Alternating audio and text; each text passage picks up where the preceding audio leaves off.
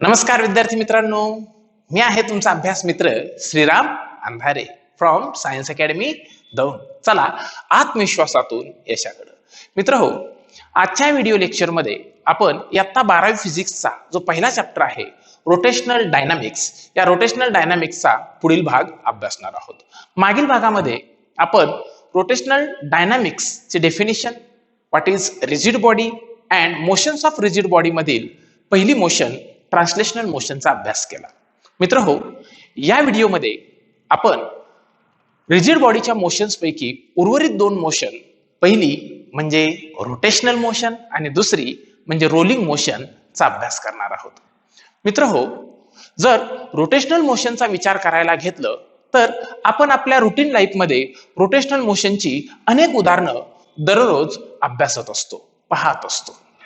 जसं की motion of blades of helicopter आहे, motions of wheels, motions of gears. मित्रहो, आपण रुटीन लाईफमध्ये एका ठिकाणाहून दुसऱ्या ठिकाणी प्रवास करण्यासाठी ज्या बायसिकल्स, मोटरसायकल्स किंवा स्कूटर्स यांचा वापर करतो, यांची जी व्हील्स असतात, ही व्हील्स ही रोटेशनल मोशन परफॉर्म करतात. आपली जी प्लॅनेट अर्थ आहे, ही प्लॅनेट अर्थ सुद्धा एक प्रकारची रोटेशनल मोशनच परफॉर्म करते. किंवा जर तुम्ही लहान मुलांसोबत कधी अम्युजमेंट पार्क मध्ये जर गेला असाल तर तिथं तुम्हाला जे फेरी व्हील जे पाहायला मिळतात, हे फेरीज व्हील सुद्धा रोटेशनल मोशनच परफॉर्म करत असतात. मित्रांनो, आज आपण या रोटेशनल मोशनला अतिशय डिटेल मध्ये समजावून घेणार आहोत. मित्रहो, रोटेशनल मोशनला जर डिफाईन करायचं झालं तर आपण म्हणणार आहोत rotational motion, rotational motion, the motion of a body, the motion of a body, the motion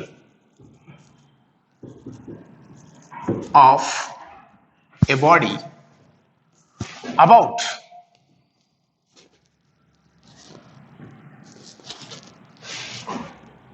an axis of rotation, axis of rotation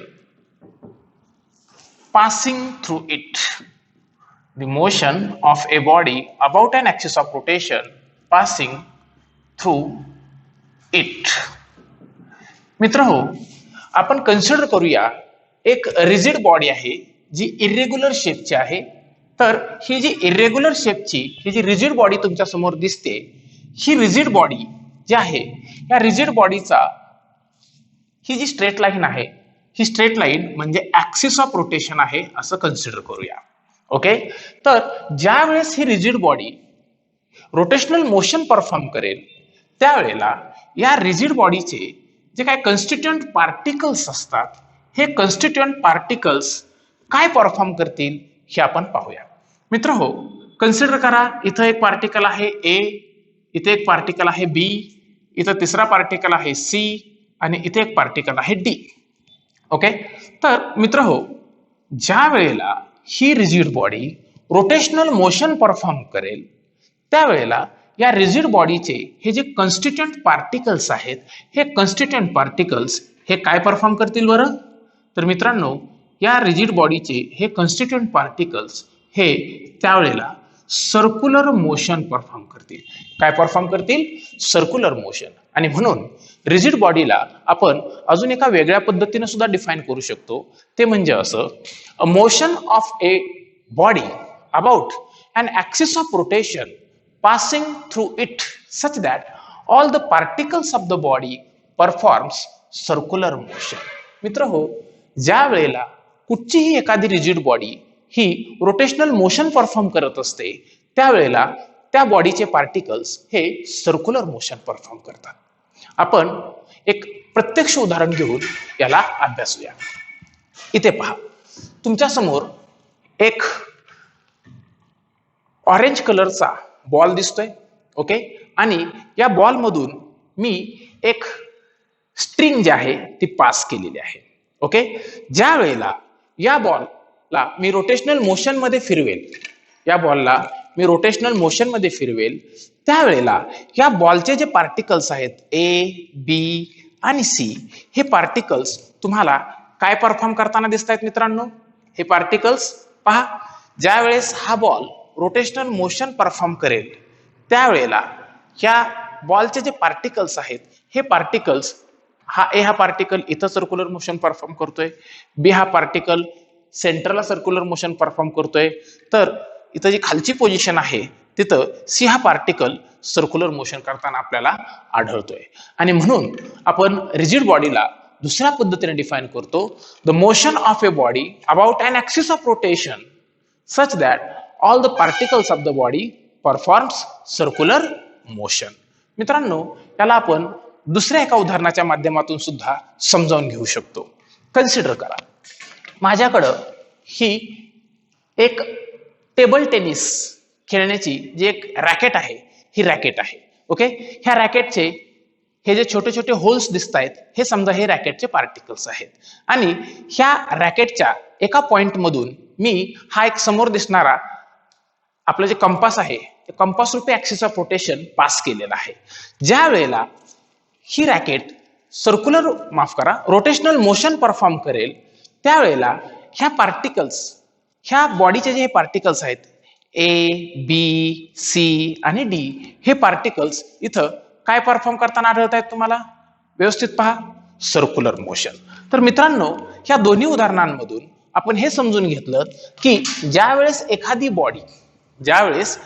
body he rotational motion perform करत असते त्यावेळेस त्या बॉडीचे पार्टिकल्स हे काय परफॉर्म करतात? सर्क्युलर मोशन परफॉर्म करतात. आणि म्हणून आपण रिजिड बॉडीला दुसऱ्या पद्धतीने डिफाइन करू शकतो, a motion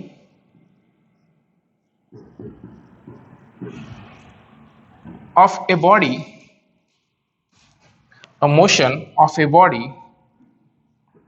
about an axis of rotation passing through it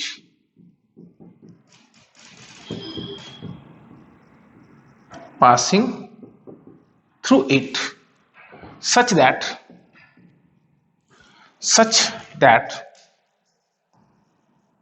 all the particles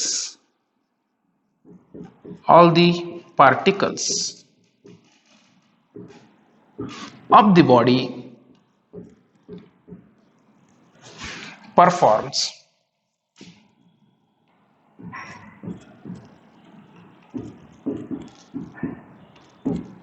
circular motion.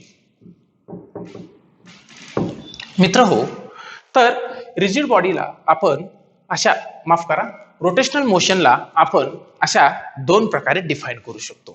पहिली डेफिनेशन जी आहे ही सुद्धा सोपी आहे आणि दुसरी जी डेफिनेशन आहे ही डिस्क्रिप्टिव्ह आहे, म्हणजेच तुम्हाला रोटेशनल मोशनला ही जास्त व्यवस्थित पद्धतीने समजावून सांगते. पहिल्या डेफिनेशन मध्ये आपण म्हणतोय, the motion of a body about an axis of rotation passing through it. कुठच्याही एखाद्या बॉडी मधून पास होणारा जो ऍक्सिस ऑफ रोटेशन असतो, ह्या ऍक्सिस ऑफ रोटेशन भोवतीची जी मोशन असते हिला आपण काय म्हणतो? रोटेशनल मोशन म्हणतो. तर दुसऱ्या डेफिनेशन मध्ये आपण म्हणतोय, a motion of the body about an axis of rotation passing through it such that all the particles of the body performs circular motion. तर मित्रांनो, इथं आपण पाहतोय की ए, बी, सी, डी हे जे पार्टिकल्स आहेत हे पार्टिकल्स काय परफॉर्म करतायत? Circular motion. यावरून तुम्हाला रोटेशनल मोशन म्हणजे नेमकं काय हे समजून आलं असेल. मित्रांनो, आपण याच्या नंतरची रिजिड बॉडीची जी पुढची मोशन आहे ती म्हणजे रोलिंग मोशन, हिला समजावून घेऊयात. Rolling motion.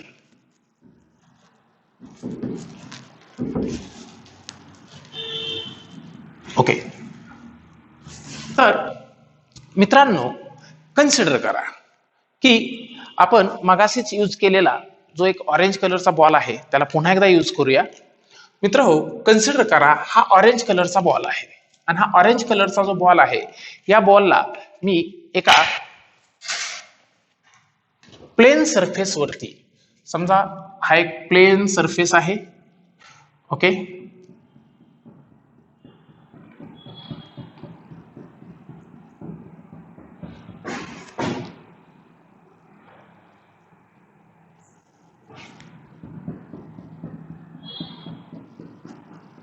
ओके.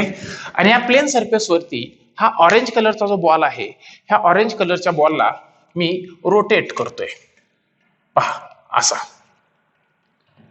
तर ज्यावेळेस मी याला या प्लेन सरफेस वरती रोटेट करेन त्यावेळेस तुम्हाला एकाच वेळेला दोन मोशन्स झालेल्या पाहायला मिळत आहेत. एक तर बॉल स्ट्रेट लाईन मध्ये पुढे जातोय, बरोबर आहे, आणि स्वतःभोवती रोटेट होतोय. स्ट्रेट लाईन मध्ये काय होतोय, पुढे जातोय, आणि स्वतःभोवती काय होतोय, रोटेट ही होतोय. तर मित्रांनो, rolling motion is nothing but the combination of two motions, that is rotational motion and linear motion. मित्र हो, जी रोलिंग मोशन आहे ही दोन प्रकारच्या मोशनचं काय आहे, कॉम्बिनेशन आहे. कन्सिडर करा की इथं हा एक बॉल आहे, आपण जो दाखवला होता तो, त्याची सुरुवातीची इनिशियल पोझिशन आहे ए, ओके, आणि आफ्टर शॉर्ट टाइम इंटरवल हा बॉल ए या पोझिशन पासून समजा सुरुवातीला बी या पोझिशनला गेला, ओके, बी या पोझिशनला गेला, आणि नंतर बी या पोझिशन पासून तो बॉल फायनली सी या पोझिशनला गेला. मित्रांनो, दोन्ही वेळेला हा जो बॉल आहे बी आणि सी या पोझिशन मध्ये असताना बॉल काय झालेला आहे बघा, ए पासून बी ला जाताना ही बॉल स्वतः भोवती रोटेट होत होता, ओके, आणि तो ट्रान्सलेशनल मोशन सुद्धा परफॉर्म करत होता. मित्र हो, आणि म्हणून ट्रान्सलेशनल मोशनला आपण डिफाइन करताना म्हणतो a combination of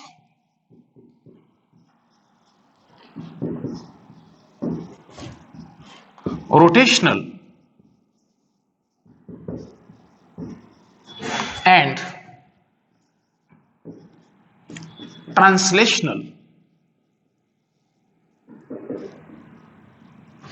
translational motion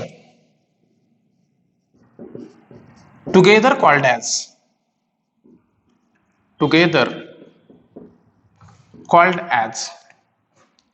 rolling motion. Together called as rolling motion.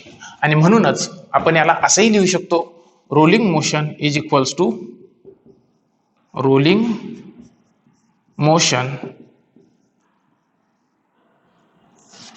Is equals to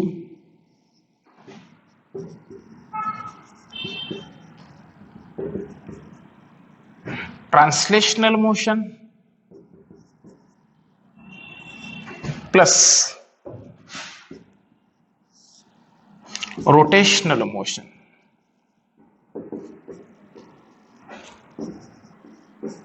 rotational motion. मित्र हो, यापुढे कधीही तुमच्या लाईफमध्ये जर रोलिंग मोशनचं उदाहरण आलं तर ह्या रोलिंग मोशनला दोन्ही पद्धतीनं कन्सिडर करायला विसरू नका. Rolling motion is equals to translational motion plus rotational motion. मित्र हो, रोलिंग मोशनलाच प्लेनर मोशन असं देखील म्हणतात. रोलिंग मोशनलाच आपण कुठली मोशन म्हणतो, प्लेनर मोशन असं सुद्धा म्हणतो.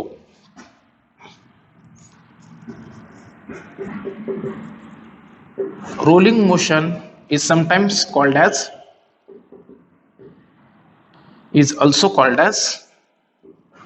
also called as planar motion. Rolling मोशनलाच आपण काय म्हणतो, प्लेनर मोशन असं सुद्धा म्हणत असतो.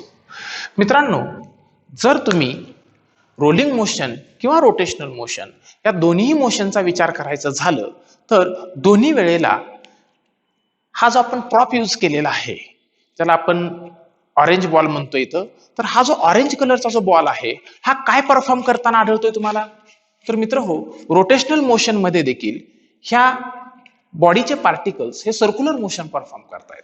तसंच रोलिंग मोशन मध्ये देखील बॉडीचे पार्टिकल्स हे सर्क्युलर मोशन आणि ट्रान्सलेशनल मोशन ह्या दोन्ही मोशन करतायत. मित्र हो, याचा अर्थ असा की रोटेशनल मोशन असो किंवा रोलिंग मोशन असो, आपल्याला सर्क्युलर मोशनला समजावून घेणं अत्यंत महत्वाचं आहे. कशाला समजावून घेणं? सर्क्युलर मोशनला. कारण रोटेशनल मोशनचा जर स्टडी करायचा असेल तर रोटेशनल मोशनच्या स्टडीमध्ये इथं जे पार्टिकल्स आहेत, हे पार्टिकल्सचा स्टडी होणं फार गरजेचं आहे. आणि हे जे पार्टिकल्स आहेत, हे पार्टिकल्स सर्क्युलर मोशन परफॉर्म करत आहेत, आणि म्हणून आपल्याला सर्क्युलर मोशनचा स्टडी करणं अत्यंत महत्वाचं आहे. तर मग कशाला म्हणतात सर्क्युलर मोशन? मित्रांनो, सर्क्युलर मोशनचा अभ्यास करण्यासाठी आपण सुरुवातीला मॅथमॅटिक्स मधील सर्कल म्हणजे काय आणि सर्कलचे काही फॉर्म्युले जे आहेत हे सुरुवातीला पाहून घेऊया. मित्रहो, सर्क्युलर मोशन आणि सर्क्युलर मोशनला समजून घेण्यासाठी आपण सुरुवातीला सर्कल म्हणजे काय हे समजावून घेतोय. मित्रांनो, समोर एक तुम्हाला सर्कल दिसतंय. ओके मित्रहो, सर्कल म्हटलं की सर्कलला दोन गोष्टी ह्या फिक्स्ड असतात. एक म्हणजे त्याचं सेंटर, आणि दुसरं सेंटर आणि सर्कम्फरन्स वरतीचा कुठचाही पॉइंट यांच्यामधील जे डिस्टन्स असतं ते डिस्टन्स. तर मित्रांनो, हा आहे सेंटर, त्याला आपण म्हणूया सी. ओके, आणि सर्कम्फरन्स वरतीचा कुठचा एक पॉइंट कन्सिडर करूया पी. ओके, तर मित्रांनो, सर्कल म्हणजे काय इथून आपण सर्क्युलर मोशनची सुरुवात करूया. अ locus of all the points, a locus of all the points, a locus of all the points at a fixed distance, at a fixed distance from a fixed point, at a fixed distance from a fixed point, from a fixed point is called as circle, is called as circle. मित्रांनो, हे जे fixed distance असतं, ह्या fixed डिस्टन्सला आपण radius असं म्हणतो. हे जे फिक्स्ड डिस्टन्स आहे मित्रांनो, फिक्स्ड डिस्टन्स, हे जे फिक्स्ड डिस्टन्स आहे, ह्या फिक्स्ड डिस्टन्सला आपण काय म्हणत असतो? रेडियस. फिक्स्ड डिस्टन्सला आपण काय म्हणतो? रेडियस असं म्हणतो. तर हा जो फिक्स्ड पॉइंट आहे, हा फिक्स्ड पॉइंट, या फिक्स्ड पॉइंटला आपण सेंटर असं म्हणतो. फिक्स्ड पॉइंट जो आहे, ह्या फिक्स्ड पॉइंटला आपण काय म्हणणार आहोत? सेंटर असं म्हणणार आहोत. मित्रांनो, जर आपण सर्कलच्या सर्कम्फरन्सचा विचार केला, सर्कलच्या डायमीटरचा विचार केला, सर्कलचा एरियाचा विचार केला, तर नेमके यांचे काय सूत्र होतात ती देखील आपण लगेच पाहून घेऊया. मित्रांनो, diameter of circle, diameter of circle हा जनरली डी ने रिप्रेझेंट केला जातो आणि इतका असतो. 2 इंटू किती असतो? रेडियस इतका असतो. किंवा तुम्ही रेडियसला डायमीटर अपॉन 2 असं सुद्धा म्हणू शकता. जर तुम्ही सर्कम्फरन्सचा विचार केला, सर्कम्फरन्स, तर मित्रांनो, सर्कम्फरन्स हा सी या लेटरने यूज केला जातो, सी या लेटरने रिप्रेझेंट केला जातो, आणि त्याला 2 पाय आर किंवा पाय डी असं लिहिलं जातं. जर आपण सर्कलच्या एरियाचा विचार केला तर मित्रांनो, एरिया ऑफ सर्कल हा ए ने रिप्रेझेंट केला जातो आणि त्याचा फॉर्म्युला असतो पाय आर स्क्वेअर. ओके मित्रहो, ही झाली सर्कल बद्दलची माहिती. मग आता सर्क्युलर मोशन म्हणजे काय ते आपण पाहूया. मित्रांनो, आपण आपल्या रुटीन लाईफमध्ये सर्क्युलर मोशनची अनेक उदाहरणं पाहतो. जसं की motion of this ball. Okay, हा बॉल इथं काय परफॉर्म करताना आढळतोय तुम्हाला? सर्क्युलर मोशन परफॉर्म करताना आढळतोय. जर आपण आपल्या रुटीन लाईफ मधली जर उदाहरणं घेण्याचा प्रयत्न केला, जर आपण आपल्या रुटीन लाईफ मधली उदाहरणं जर घेण्याचा प्रयत्न केला तर आपण असं म्हणू शकतो, motion of blades of fan. आपल्या घरामध्ये जे पंखे असतात ह्याचे जे ब्लेड्स असतात हे काय परफॉर्म करतायत? सर्क्युलर मोशन परफॉर्म करतायत. जर आपण आपल्या घरामध्ये जे घड्याळ असतं ह्या घड्याळाच्या काट्यांची जर मोशन लक्षात घेतली, घड्याळांना जे काटे असतात, सेकंद काटा आहे, मिनिट काटा आहे किंवा तास काटा, यांना आपण सेकंड हँड, आवर हँड आणि मिनिट हँड असं म्हणत असतो. तर मित्रांनो, हे जे हँड्स आहेत, हँड्स ऑफ क्लॉक, हे सुद्धा सर्क्युलर मोशन परफॉर्म करतात. जर आपण मोशन ऑफ मून चा विचार केला तर motion of moon around the earth ही सुद्धा एक प्रकारची सर्क्युलर मोशन आहे. Motion of earth around the sun ही सुद्धा सर्क्युलर मोशन आहे. किंवा अशी बरीचशी उदाहरणं आपल्याला सर्क्युलर मोशन मध्ये घेता येतील. मित्रहो, सुरुवातीला आपण सर्क्युलर मोशनला डिफाईन करूया. मित्रांनो, कन्सिडर करा की इथं पी हा जो पार्टिकल आहे, पी हा पार्टिकल जर सर्क्युलर मोशन परफॉर्म करतोय तर पी हा पार्टिकल कुठं बरं फिरेल? पहा बरं, पी इथं होता, सुरुवातीला इथं जाईल, मग इथं जाईल, मग इथं जाईल, मग इथं जाईल.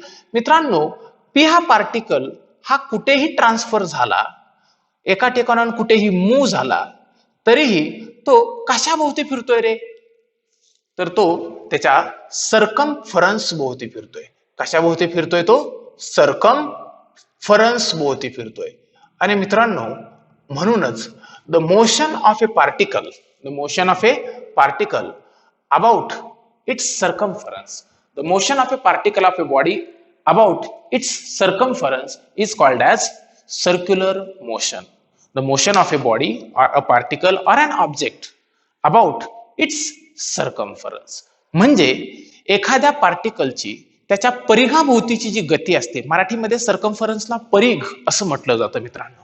तर त्याच्या सर्कमफरन्सची किंवा परिघाभोवतीची जी गती असते तिला आपण काय म्हणतो? Circular motion. म्हणजेच मराठीमध्ये त्याला वर्तुळाकार गती असं म्हटलं जातं. काय म्हणतो आपण त्याला? वर्तुळाकार गती. मित्रांनो, ज्या वेळेस एखादी बॉडी ही सर्कमफरन्स भोवती फिरेल त्यावेळेस आपण तिला काय म्हणणार आहोत? सर्क्युलर मोशन असं म्हणणार आहोत. मित्रांनो, ह्या सर्क्युलर मोशनला आता आपण डिटेल्ड मध्ये स्टडी करणार आहोत. मित्रहो, आपण आता पाहिलं की ज्या वेळेस बॉडीची सर्क्युलर मोशन आपण लक्षात घेतो त्यावेळेस तो पार्टिकल सर्कमफरन्स भोवती फिरत असतो. मी इथं दाखवताना तुम्हाला दाखवलं होतं की पार्टिकल असा अँटी क्लॉकवाईज सेन्स मध्ये जातोय. मित्रांनो, तोच पार्टिकल असा क्लॉकवाईज सेन्स मध्ये देखील जाऊ शकतो. म्हणजे सर्क्युलर मोशन ही दोन सेन्स मध्ये परफॉर्म करता येऊ शकते.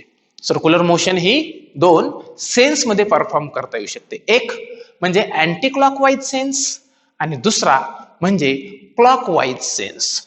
मग आपण ज्या ज्या वेळेला सर्क्युलर मोशनला कन्सिडर करू त्यावेळेस आपण कोणत्या सेन्सला कन्सिडर करणार? मित्रहो, ज्या वेळेला तुम्ही सर्क्युलर मोशनचा विचार कराल त्यावेळेला सर्क्युलर मोशनला नेहमी अँटी क्लॉकवाईज कन्सिडर करायचे. त्याचं कारण जो आपला अँगल असतो हा अँटी क्लॉकवाईज मध्ये पॉझिटिव्ह तर क्लॉकवाईज मध्ये तो निगेटिव्ह कन्सिडर केला जातो. जो अँगल असतो हा क्लॉकवाईज मध्ये कसा असतो? निगेटिव्ह. तर अँटी क्लॉकवाईज मध्ये तो कसा असतो? पॉझिटिव्ह. आणि म्हणून आपण सर्क्युलर मोशनचं उदाहरण ज्या ज्या वेळेला कन्सिडर करणार आहोत त्यावेळेला तो पार्टिकल हा अँटी क्लॉकवाईज सेन्स मध्ये जातोय असं कन्सिडर करणार आहोत. असं का कन्सिडर करणार? तर तुम्हाला जर असंच का कन्सिडर करणार असे जर शंका असेल तर तुम्ही मला 11th सायन्स मध्ये जो तुमचा मॅथ्स हा विषय आहे याच्यामधला जो अँगल अँड इट्स मेजरमेंट हा जो चॅप्टर आहे हा चॅप्टर सर्वांनी अभ्यासलेला असेल असं मी कन्सिडर करतोय. जर तुम्ही तो अभ्यास केलेला नसेल तर तुम्ही मला तसं शंका म्हणून हे विचारू शकता की सर हे अँटी क्लॉकवाईज सेन्स मध्येच का कन्सिडर करायचं? क्लॉकवाईज सेन्स मध्ये जो आहे ते का नाही कन्सिडर करायचं? मी आता बोलल्याप्रमाणे मित्रांनो, ज्या वेळेला एखादा पार्टिकल हा अँटी क्लॉकवाईज सेन्स मध्ये जातो त्यावेळेस त्याने सेंटरशी केलेला जो अँगल असतो हा पॉझिटिव्ह तर क्लॉकवाईज सेन्समध्ये सेंटरशी केलेला अँगल हा निगेटिव्ह असतो. जर आपण सर्क्युलर मोशनच्या ज्या काही रिलेटेड फिजिकल क्वांटिटीज आहेत यांचे फॉर्म्युले ऑब्टेन करायला गेल्यानंतर क्लॉकवाईज सेन्समध्ये हे फॉर्म्युल्यांना मायनस साईन येतं आणि हे साईन येऊ नये याच्याकरता आपण नेहमी अँटी क्लॉकवाईज सेन्सची सर्क्युलर मोशन परफॉर्म करतो. लक्षात आलं मित्रांनो? आपण थोडंसं पुढे जाऊया. सर्क्युलर मोशन ही किती प्रकारची असू शकते? मित्रांनो, जर आपण सर्क्युलर मोशनला व्यवस्थित पद्धतीने पाहिलं तर सर्क्युलर मोशन ही दोन प्रकारची असू शकते. एक म्हणजे युनिफॉर्म सर्क्युलर मोशन, तर दुसरी जी आहे ती म्हणजे नॉन युनिफॉर्म सर्क्युलर मोशन. कसं ते तुम्हाला थोडक्यात सांगतो. मित्रांनो, आपल्या घरामध्ये भिंतीवरती लटकवलेलं जे घड्याळ असतं, ह्या भिंतीवरती लटकवलेल्या घड्याळाचे जे काटे असतात हे क्लॉकवाईज सेन्समध्ये मूव्ह होत आहेत. कसे मूव्ह होत आहेत? क्लॉकवाईज सेन्समध्ये. परंतु मित्रांनो, हे जे काटे आहेत हे फिक्स्ड टाइम इंटरवलमध्ये फिक्स्ड डिस्टन्स कव्हर करतायत. फिक्स्ड टाइम इंटरवलमध्ये काय करतायत? फिक्स्ड डिस्टन्स कव्हर करतायत. याचा अर्थ असा, त्यांचा जो सेंट्रल अँगल जो आहे हा सेंट्रल अँगल हा कसा आहे? सेंट्रल अँगल जो आहे हा फिक्स्ड टाइम मध्ये फिक्स्ड अँगल तयार होत असणार आहे. जसं की 12 आणि 1, 12 आवर मार्क आणि 1 आवर मार्क यांच्यामधला जो अँगल आहे हा 30 डिग्रीचा अँगल असतो. कितीचा असतो हा? 30 डिग्रीचा अँगल. तर मित्रांनो, तसंच 1 आवर मार्क आणि 2 आवर मार्क यांच्यामधला सुद्धा अँगल किती आहे? 30 डिग्रीचाच आहे. तर इथं पार्टिकलला 12 आवर मार्क पासून 1 आवर मार्क पर्यंत जाण्यासाठी किंवा 1 आवर मार्क पासून 2 आवर मार्क पर्यंत जाण्यासाठी लागणारा जो वेळ आहे हा काय असला पाहिजे? कॉन्स्टंट असला पाहिजे. म्हणजे ही एक प्रकारची युनिफॉर्म सर्क्युलर मोशन आहे. कसली आहे? युनिफॉर्म सर्क्युलर मोशन आहे. आणि म्हणून युनिफॉर्म सर्क्युलर मोशनला आपण डिफाइन करताना म्हणतो motion of a particle about motion of the particle about circumference of the circle, motion of the particle about its circumference of the circle with constant angular velocity, with constant angular velocity. तर आपण जी दुसरी आहे non uniform circular motion, हिला जर define करायचं झालं तर आपण म्हणणार आहोत motion of the particle about it's circumference, motion of the particle about its circumference with varying angular velocity. काय म्हणणार आहोत आपण? with varying angular velocity. पहा, मी दोन्ही डेफिनेशन लिहून दाखवतोय. सुरुवातीला आपण सर्क्युलर मोशन म्हणजे काय ते लिहूया. Circular motion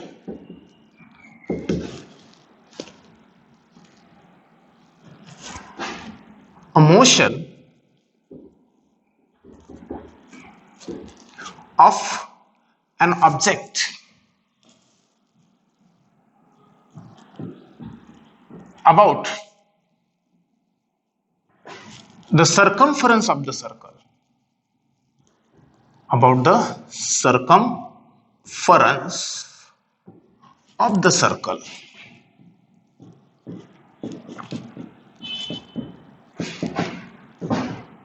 is called as circular motion. Okay, circular मोशनला आपण दोन टाइप्स मध्ये विभागतो. एक सर्क्युलर मोशन जे आहे ही दोन प्रकारची असू शकते. एक म्हणजे युनिफॉर्म टाइपची, तर दुसरी म्हणजे नॉन युनिफॉर्म टाइपची. Uniform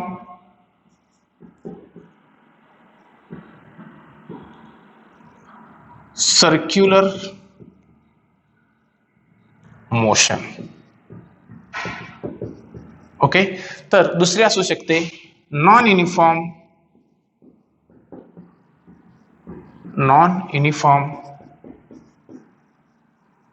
circular motion. मित्रांनो, युनिफॉर्म सर्क्युलर मोशन जे आहे ह्या युनिफॉर्म सर्क्युलर मोशनला आपण डिफाइन करताना म्हटलं a motion of the particle, a motion of a particle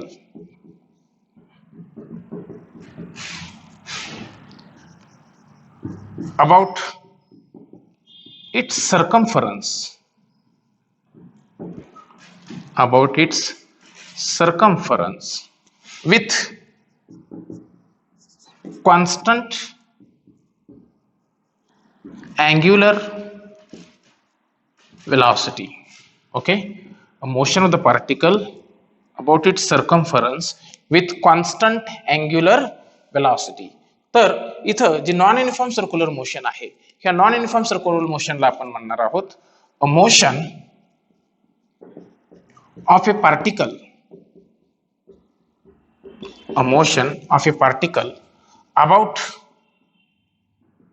its circumference, a motion of a particle about its circumference with varying angular velocity. मित्र हो, आपण काही वेळापूर्वी हँड्स ऑफ क्लॉकचं उदाहरण युनिफॉर्म सर्क्युलर मोशन साठी घेतलं. हँड्स ऑफ क्लॉकचं उदाहरण आपण युनिफॉर्म सर्क्युलर मोशनला समजावून घेताना घेतलं होतं. मित्र हो, तसं नॉन युनिफॉर्म सर्क्युलर मोशनचं जर उदाहरण सांगायचं झालं तर कोणतं बरं उदाहरण सांगता येईल? मित्रांनो, motion of A car along the curved road, एखादी कार जी आहे ती कर्व्ड रोड भोवती जी मोशन करते ही एक नॉन युनिफॉर्म सर्क्युलर मोशन आहे. जर दुसरं उदाहरण याला समजावून घ्यायचं म्हटलं तर motion of a giant wheel, ज्यावेळेस आपण फेअर्स मध्ये जातो त्यावेळेला फेअर मध्ये गेल्यानंतर वेगवेगळ्या प्रकारच्या व्हील मध्ये बसून आपण एन्जॉय करतो, तर त्यापैकी एक जायंट व्हील जे व्हर्टिकल सर्क्युलर मोशन परफॉर्म करत असतं त्याला आपण फेरीज व्हील असं सुद्धा म्हणतो. हे फेरीज व्हील जे आहे, हे फेरीज व्हील काय परफॉर्म करत असणार आहे? Non uniform circular motion perform करत असणार आहे. मित्रांनो, जर आपण युनिफॉर्म सर्क्युलर मोशनचं घड्याळा व्यतिरिक्त जर दुसरं उदाहरण समजावून घ्यायचं झालं तर आपण म्हणू शकतो the motion of moon around the earth, because moon takes same time interval to make a circular motion around the earth. So motion of moon is uniform circular motion. जर आपण दुसरं उदाहरण जे आपण न्यूक्लिअर फिजिक्स मध्ये पाहणार आहोत ते जर पाहायचं ठरवलं तर आपण म्हणू शकतो motion of electron around the nucleus is also a uniform circular motion.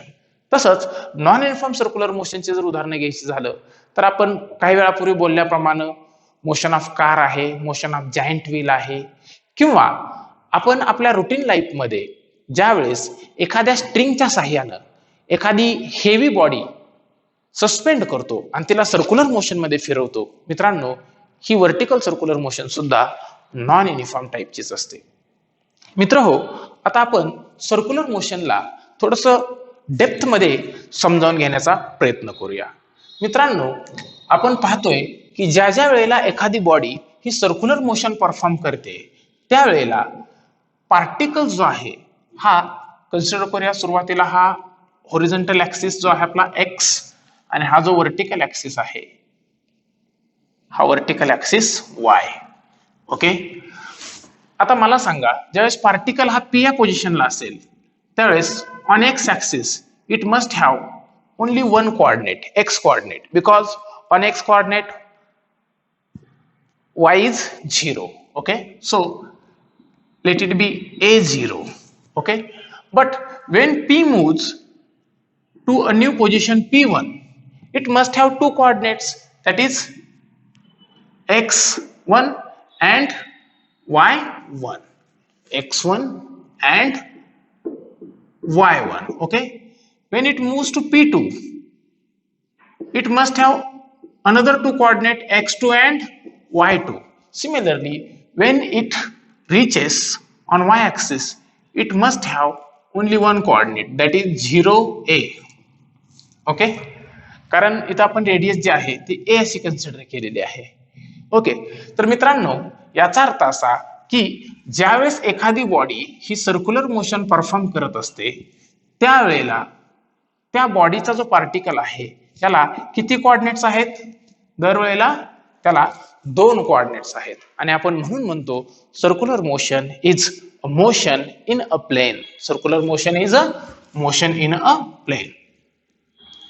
Properties of circular motion, or you can say characteristics of circular motion. Properties or characteristics of circular motion. First characteristic, it is a motion in a plane. It is a motion in a plane. Okay, जर आपण दुसरी characteristic किंवा दुसरी जी property आहे ती जर सांगायची ठरवलं तर आपण म्हणू शकतो circular motion is a periodic motion. What? Circular motion is a periodic motion. Why circular motion is a periodic motion? It is a periodic motion. Periodic motion. मित्रहो, सुरुवातीला आपण पिरियडिक मोशन म्हणजे काय हे समजावून घेऊया. Periodic motion, a motion which repeats itself after equal intervals of time is called as periodic motion. A motion which repeats itself in equal intervals of time. मित्र हो, समजा इथं पी हा पार्टिकल जर युनिफॉर्म सर्क्युलर मोशन परफॉर्म करतोय तर P पासून निघून पी ला येण्यासाठी त्याला पहिल्या फेरीला जेवढा वेळ लागेल अगदी तेवढाच वेळ त्याला दुसऱ्या सुद्धा वेळेला लागणार आहे. म्हणजे इच टाइम तो टी इतका टाइम घेईल. किती टाइम घेईल? टी इतका टाइम. आपण टी हा एक कुठलाही एक इन्स्टंट टाइम कन्सिडर करतोय. ओके मित्र हो, याचा अर्थ असा की ज्यावेळेस एखादा पार्टिकल हा सर्क्युलर मोशन परफॉर्म करत युनिफॉर्म सर्क्युलर मोशन परफॉर्म करत असतो त्यावेळेस ती मोशन ही कसली मोशन असली पाहिजे? पिरियॉडिक मोशन असली पाहिजे. पिरियॉडिक मोशन म्हणजे काय हेही लक्षात आलंय? The motion which repeats itself in equal intervals of time. मित्रांनो, जी तिसरी कॅरेक्टरिस्टिक जी आहे सर्क्युलर मोशनची ते आता आपण पाहूया. मित्र हो, सर्क्युलर मोशन जे आहे ही पिरियडिक मोशन आहे. सर्क्युलर मोशन ही एक प्लेनर मोशन आहे. अगदी तसंच सर्क्युलर मोशन जे आहे ही एक ऍक्सेलरेटेड मोशन आहे. कसली मोशन आहे? It is an accelerated motion. It is an accelerated motion. Why circular motion is accelerated motion? Circular motion जे आहे हे मित्र हो, ज्या वेळेला सर्क्युलर मोशन करणारा पार्टिकल हा एका ठिकाणाहून दुसऱ्या ठिकाणी मूव्ह होतो त्यावेळेस त्या पार्टिकल्सला लिनियर आणि अँग्युलर अशा प्रकारच्या वेलॉसिटीज आणि ऍक्सेलरेशन असतात. कन्सिडर करा, पी या पोझिशनला पार्टिकल जो आहे या पार्टिकलची वेलॉसिटी आहे व्ही इतकी. ओके, आता पी या पोझिशनला जी पार्टिकलची वेलॉसिटी आहे व्ही, ती वेलॉसिटी क्यू या पोझिशनला गेल्यानंतर ह्या वेलॉसिटीची डायरेक्शन जी आहे मित्रांनो ही काय झालेली आहे रे? ह्या वेलॉसिटीची डायरेक्शन तुम्हाला चेंज झालेली पाहायला मिळते. सुरुवातीला पी ला डायरेक्शन अशी होती, बरोबर आहे? पी ला डायरेक्शन अशी होती, पण ज्यावेळेस तो क्यू या पोझिशनला मूव्ह होतोय त्यावेळेला त्या वेलॉसिटीची डायरेक्शन जी आहे ती डायरेक्शन काय झाली? चेंज. समजा आपण याला एक पॅरलल वेक्टर ड्रॉ केला तर तो जो चेंज असेल तो एवढा चेंज इथं निर्माण झालेला आहे, म्हणजे चेंज इन वेलॉसिटी आहे. चेंज इन वेलॉसिटी म्हणजे काय? ऍक्सेलरेशन. चेंज इन वेलॉसिटी म्हणजे काय? ऍक्सेलरेशन. आणि म्हणून आपण सर्क्युलर मोशनला ऍक्सेलरेटेड मोशन असं देखील म्हणतो. सर्क्युलर मोशन ही कसली मोशन आहे? ऍक्सेलरेटेड मोशन.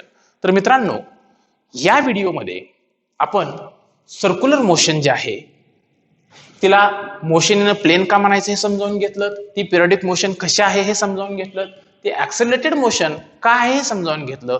तसंच आपण पाठीमागील व्हिडिओमध्ये जो आपला शिल्लक राहिलेला जो भाग होता तो म्हणजे रोटेशनल मोशन म्हणजे काय आणि रोलिंग मोशन म्हणजे काय ते देखील आपण समजावून घेतलं. मित्रांनो, आपण पुढील व्हिडिओमध्ये सर्क्युलर मोशन जे आहे ह्या सर्क्युलर मोशनला अजून जास्त डिटेल्ड मध्ये स्टडी करणार आहोत. तोपर्यंत मित्रांनो थांबूयात आपण आणि भेटूयात पुढील व्हिडिओमध्ये. धन्यवाद.